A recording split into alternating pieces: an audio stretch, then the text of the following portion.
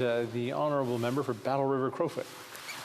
Thank you very much, Mr. Speaker, and as always, it's an honour to be able to rise in the House of Commons and speak on behalf of the constituents of Battle River Crowfoot. But I would note, Mr. Speaker, that I will be sharing my time with the member and my friend from Calgary, Shepherd. Mr. Speaker, here we are debating a motion that the NDP put forward where they're asking for action. They're asking somebody to do something. Somebody to do anything to address the skyrocketing costs of food. Now, Mr. Speaker, I will agree that the price of food has gone up substantially. But here we are, Mr. Speaker, as the NDP, they stand in this place and tout that somehow they are not responsible for voting constantly in favor of the measures that this government puts forward that is causing much of that price inflation. But further, Mr. Speaker, they are asking somebody to do something. They're saying, in fact, it was that member that just spoke, the leader of the fourth party that spoke earlier this afternoon, the party's whip, they're all saying it's time to do something concrete. Well, Mr. Speaker, the tragic irony is that the motion that we are debating today truly does nothing. They accuse the government, it's time to stop asking nicely. They accuse the Conservatives of focusing too much on the fact that taxes are causing an increase to the cost of food. So what does the NDP do? Well, instead of proposing measures that would lower the price of food, they are throwing a temper tantrum. They are shirking the responsibility and the opportunity that they could to actually debate and challenge the government to address some of these things. They are simply saying it's time to stop, stomping their feet and suggesting that it's simply time to stop these prices from going up. When, Mr. Speaker, the tragic irony of that is that it was only yesterday when that previous NDP member and every other left-leaning member of Parliament in this place voted against the common-sense Conservative measure that would have axed all the federal taxes on fuel to give Canadians a fuel tax holiday this summer. That member is as responsible as every member of the government for the increased costs that Canadians are facing when it comes to food. When it comes to not understanding, obviously, and I've heard throughout the debate today, a pure lack of understanding of how, of the most basic economic principles. The most basic economic principles that are driving up the price of things like food. Mr. Speaker, and a lack of understanding. In fact, we hear this from the Finance Minister and Deputy Prime Minister herself. She is celebrating the fact that inflation is now 2.7%, but it's a misnomer because as they celebrate inflation, she says it herself that it's come down. Mr. Speaker, that is misleading in every sense of the word because no costs have come down. What they're celebrating is that prices have increased dramatically. It's just not quite increasing as fast anymore. Mr. Speaker, it is a pure example of the economic incompetence that we see in the Liberal government, their front bench, backed up by a Liberal backbench and the New Democrats here that seem to be unwilling to take into account basic economic principles. So, Mr. Speaker, I am proud to represent a region of Alberta that has a whole host of farmers growing some of the most incredible agricultural products on the planet.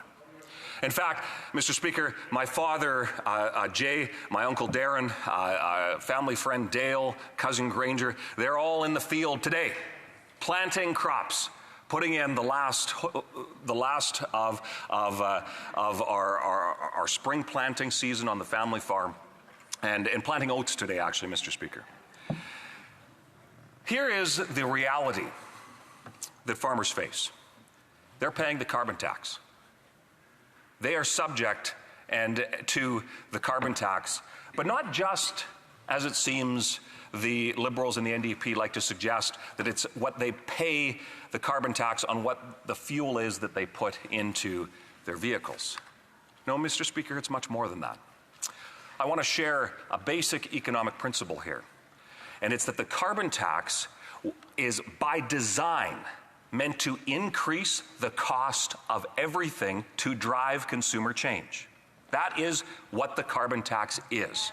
And quite frankly, it was that Prime Minister who refused to admit prior to the 2019 election that it was going to, he said it'd never go above $50. Well, after the 2019 election, all of a sudden it was would never go above $170. And Mr. Speaker, we know that some of their friends in the very same economists that they quote and tout so often are calling for the carbon tax to be raised to over $1,000. Could you believe that, Mr. Speaker? The fact that those Liberals refuse, and I've asked that question directly to them, and they refuse to answer it. But Mr. Speaker, a basic economic principle is that a mechanism like the carbon tax drives up the cost of every part of the supply chain.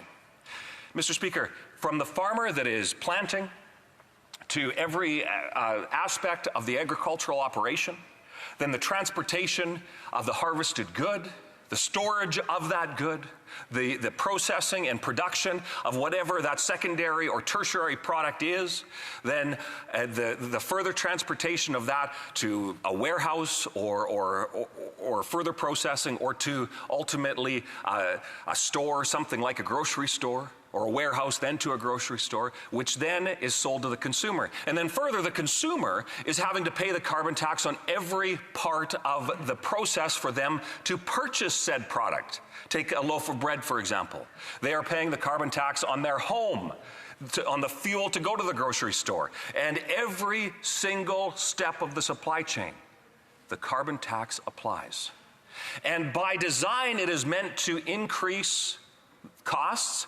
Well, Mr. Speaker, they have succeeded in accomplishing that objective. And further, inflation in that process having a significant impact in these increased costs. So, Mr. Speaker, what do we do about it? Well, it is time, and this is what the Leader of the Opposition, the member from Carleton, talks so often about. It is time to empower those within our country, farmers, the producers, those who know how to get the job done. Let's lower costs for them. Let's make sure that we lower costs for every step of the food supply chain. And as a result, Mr. Speaker, we can see the price of groceries go down for Canadians. We can see Canadians save costs directly, and we will see the indirect savings throughout every stage of the supply chain when it comes to food. So instead of what the NDP have done here, they're peacocking today.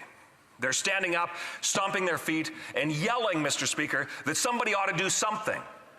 Well, it's an acknowledgement, I would suggest, about what an abject failure their confidence in supply coalition agreement is with a Liberal Party that is truly not worth the cost.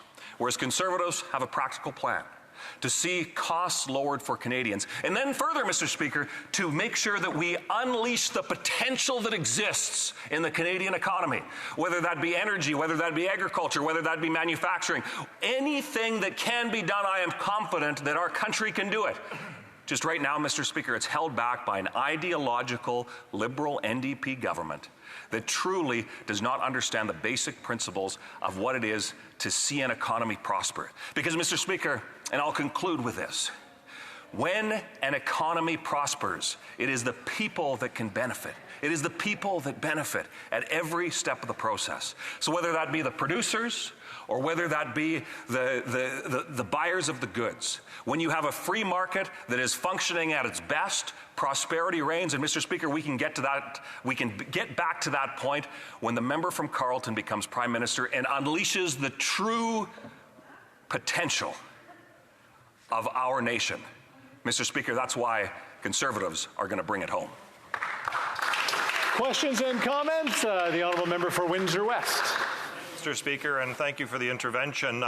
been here when we had member of Carleton was actually on the front bench with Stephen Harper, and I remember them cutting my veterans office. And interesting, Mr. Speaker, one of the things that the Conservatives like to run away from, but is the real fact and truth, is that they were the ones that brought in the GST to this country, which is a consumer tax on citizens. And then later on, the member of Carleton also championed and brought in the HST. And to bring the HST in, we actually had to borrow money during a deficit, which we are still paying on to this day. And second to that, they had to provide $6 billion in payoffs to provinces to bring in a new tax on Canadians, including groceries. So how can the Conservatives continue to say that they are supportive of this passing on of the costs to consumers without taking full responsibility themselves? And lastly, they never did a single thing when the competition issue came forth with the bread scandal, letting the CEOs and the companies off when Canadians, for the basic staple of bread, were actually being charged and gouged by complicitly working together against Canadian consumers, and they never did a single thing to do that. Lastly, they were also opposed to the new Competition Act issues that we're finally bringing into place. How can they continue to do that to Canadians? The honourable member for Battle River Crowfoot. Mr. Speaker, there's an expose in economic incompetence, and I'll give you a clear example as to why I say that definitively. Because when the previous Mulroney government, so we're really reaching back here. You know, we're talking more than 3 decades where there was a series of taxes that were levied against Canadians that were hidden in the cost. So what did Brian Mulroney do? Is he brought forward the GST that Canadians could see. So, Mr. Speaker, that should be proof positive that when the NDP are involved, economic incompetence reigns.